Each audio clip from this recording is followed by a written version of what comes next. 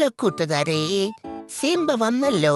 ഇന്നത്തെ എന്റെ കലാപരിപാടിയിലേക്ക് എല്ലാവർക്കും സുസ്വാഗതം. ഞാനിന്ന് നല്ല കുട്ടനായിരുന്നു. വെറുതെ ഇരുന്നപ്പോൾ ആ ഫിഷ് ടാങ്കിലേക്ക് ഒന്ന് ചാടി ഇറങ്ങി. എന്നിട്ട് ചെറുതായിട്ട് മണ്ണിൽ കിടന്ന് മൂരുണ്ടു.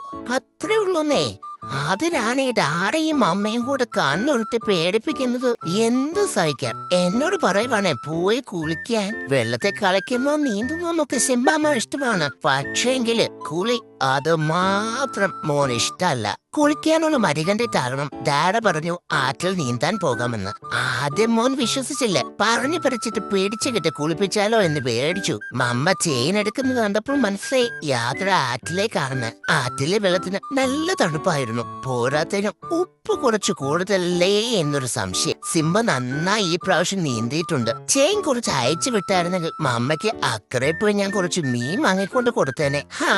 കേരള മമ്മ വിട്ടത് തന്നെ. എന്നാ പിന്നെ കുറച്ച് പായലെങ്കിലും പറക്കി കൊടുക്കാമെന്ന് കരുതിയപ്പോൾ മമ്മയ്ക്ക് ഭയങ്കര ജാട.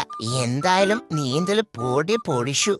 ഇനി നിങ്ങൾ കണ്ടോ, കല്ലടത്തിന്റെ അടിത്തറയിൽ പോയി സിംബ ചെടി പറിച്ചിട്ട് വരും. ചെടിയും തുണിയും അതെന്നും സിംബയുടെ വീക്ക്നെസ് ആയിരിക്കും.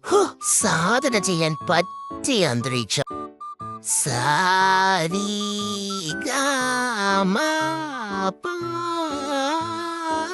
മമ്മ ചെയിൻ മരിച്ചു. ആ മൂടങ്ങ് പോയി. ഒരു പാട്ടോടൊക്കെ പാടാനുള്ള മൂടാണ് മമ്മ കാടപുഴക്കി കളഞ്ഞത്. അപ്പോൾ ഇന്നത്തെ കലാപരിപാടികൾ ഇവിടെ അവസാനിക്കുന്ന കൂട്ടുകാരെ. നമുക്ക് അടുത്ത വീഡിയോയിൽ വീണ്ടും കാണാം. ബൈ.